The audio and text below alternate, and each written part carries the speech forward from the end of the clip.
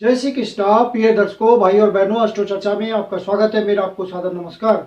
आज के वीडियो में जो कुंभ लग्न के व्यक्ति हैं उनका मई माह कैसा गुजरेगा उस पर एक संक्षिप्त परिचर्चा करेंगे। आप नए दर्शक हैं तो कैसे पता करेंगे कि आप कुंभ लग्न के व्यक्ति हैं? तो अपना बर्थ डिटेल्स किसी अच्छे एस्ट्रो के सॉफ्टवेयर में डालें जो लग्न कुंडली बनकर आती है, जिसको डिवन चार्ट भी कहते हैं। उसके यदि प्रथम भाव में 11 नंबर लिखा हुआ हो तो आप कुंभ लग्न के व्यक्ति हुए। 1 मई को जो गोचरीय परिस्थितियां हैं वो आपकी कुंडली पे दिखाया हुआ है। और मई माह में जो होने वाले महत्वपूर्ण गोचरीय परिवर्तन है वो इस प्रकार है कि शुक्रदेव 2 मई को ही मिथुन राशि में प्रवेश कर जाएंगे। बुध देव 21 अप्रैल को ही मेष राशि में वक्री हो चुके हैं और बुध देव फिर 15 मई को मेष राशि में ही मार्गी होंगे। सूर्यदेव 15 मई को वृषभ राशि में प्रवेश करेंगे और मंगलदेव 10 मई को कर्क राशि में प्रवेश करेंगे। आपके लग्नेश हैं शनिदेव, जो कि लग्न पे ही गोचर कर रहे हैं। तो लग्न पे चूंकि शनिदेव गोचर कर रहे हैं तो आपको बहुत ही डिसिप्लिन रहना पड़ेगा और पूरे डेडिकेशन के साथ, सिंसियरिटी के साथ और ऑनेस्टी के साथ अपने कर्म को करते रहना पड़ेगा। उसमें किसी तरह की लापरवाही होगी तब शनिदेव का रिजल्ट आपको प्रॉपर नहीं मिल पाएगा। शनिदेव अपनी मूल त्रिकोण राशि में गोचर कर रहे हैं, अर्थात कुंभ राशि में गोचर कर रहे हैं, तो आपको निश्चित रूप से रिजल्ट देंगे। यदि आप पहले से प्रयास कर रहे हैं पूरी ईमानदारी से, डेडिकेशन के साथ, सिंसियरिटी के साथ, तो शनिदेव आपको रिजल्ट देंगे। शनिदेव रिजल्ट डिले करते हैं लेकिन डिनाई नहीं करते, धीरे धीरे उनका रिजल्ट आएगा। शनिदेव की तीसरी दृष्टि तृतीय भाव पे है, जो कि उनकी नीच की राशि है, और यहाँ गोचर करते हुए आपको अपने प्रयासों में वृद्धि करनी पड़ेगी। चूंकि शनिदेव तृतीय भाव पे गोचर कर रहे हैं तो आपके जो कुबोन्स हैं, छोटे भाई बहन हैं, उनसे आपको रिलेशन बनाए रखने के लिए प्रयास करना पड़ेगा। अपने फ्रेंड से रिलेशन बनाए रखने के लिए आपको प्रयास करना पड़ेगा। जो नेबरिंग सोसाइटीज हैं, आपके नेबर्स हैं, उन सब से भी आप रिश्ता यदि बिगड़ा हुआ हो तो वहां संबंध सुधारने की कोशिश कीजिए। तृतीय भाव में ही गुरुदेव राहु के साथ गुरु चांडाल योग बना रहे हैं। गुरुदेव राहु की प्रॉपर्टी ले रहे हैं और राहु गुरुदेव की प्रॉपर्टी ले रहे हैं, तो ये मेटेरियलिस्टिक बातों के लिए अच्छा योग है।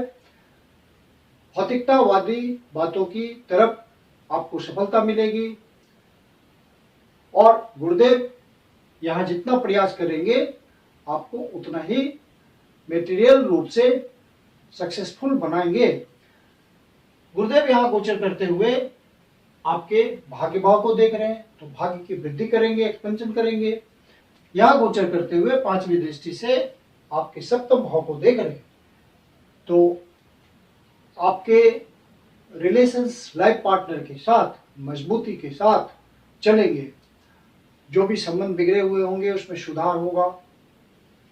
और ये बात अलग है कि आपका झुकाव भौतिकतावादी बातों की तरफ अधिक होगा और आप अपने लाइफ पार्टनर से भी वही एक्सपेक्ट करेंगे।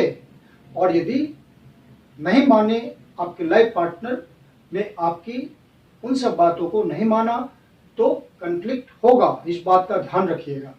गुरुदेव लंबे समय के लिए गोचर कर रहे हैं और 7वें भाव को मजबूत कर रहे हैं, तो यदि आप बिजनेस किसी पार्टनरशिप में करते हैं तो वहां आपको सफलता ज्यादा मिलेगी, नए वेंचर्स खुलेंगे, एक्सपेंशन होगा आपके रिलेशन का, बिजनेस रिलेशन का।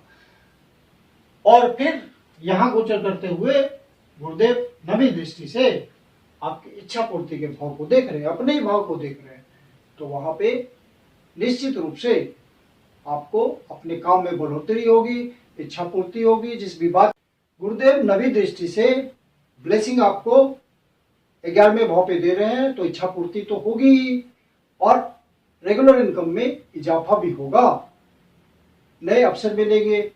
समाज के प्रभुत्व के लोगों से आपको कुछ फायदा हो सकता है, अचानक से कोई ऐसा रिलेशन बन जाए जिससे आपको फायदा हो जाए।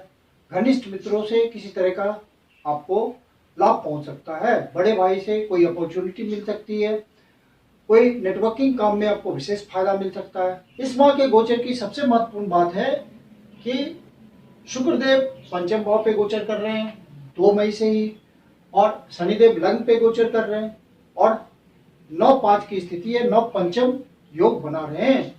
शनिदेव का शुक्रदेव के साथ यह गोचर बहुत ही सुंदर है और धन प्रदान करने वाला है, क्योंकि शुक्रदेव धन लिक्विड मनी के कारक होते हैं और शुक्रदेव पंचम भाव पे गोचर कर रहे हैं, लक्ष्मी स्थान में गोचर कर रहे हैं और शनिदेव भी केंद्र और त्रिकोण वाले लग्न में गोचर कर रहे हैं।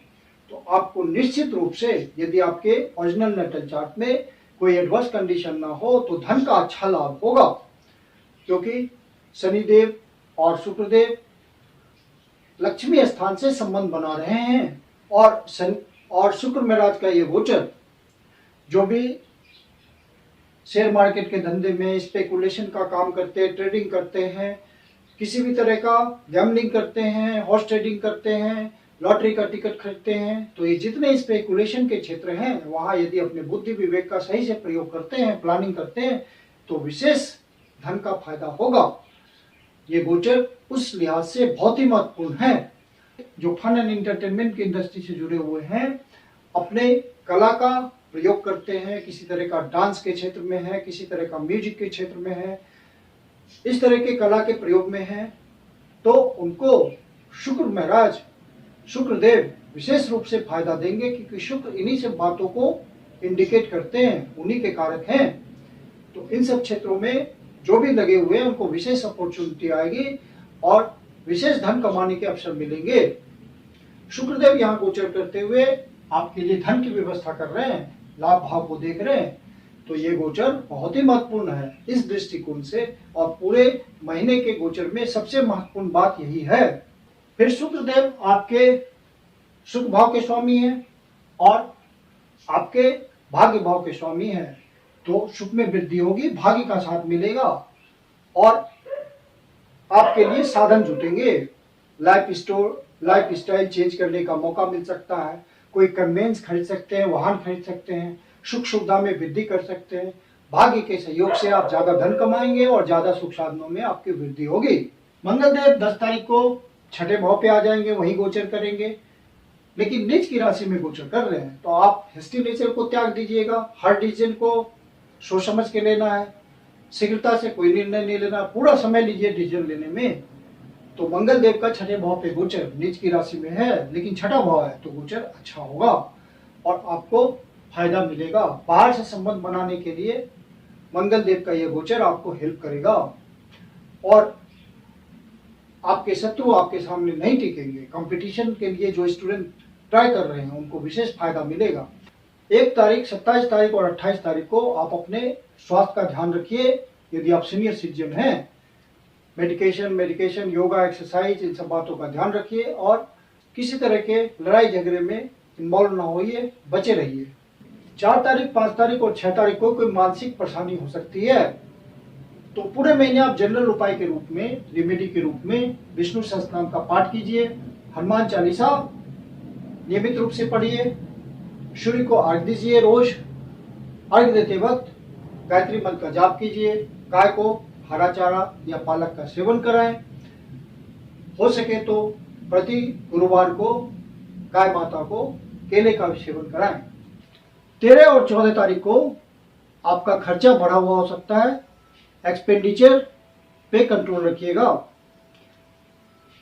मैं कुंदन शर्मा आप लोग का हार्दिक स्वागत करता हूं। यदि आपके जीवन की कोई समस्या है जिसका समाधान आप हमसे चाहते हैं तो पर्सनल कंसल्टेशन ले सकते हैं। मेरी अपनी कंसल्टेशन शुल्क होती है। वीडियो के अंत में मेरा व्हाट्सएप नंबर दिया हुआ है, डिस्क्रिप्शन बॉक्स में भी व्हाट्सएप नंबर मेंशन है। आप कंसल्टेशन के लिए बुकिंग कर सकते हैं। धन्यवाद।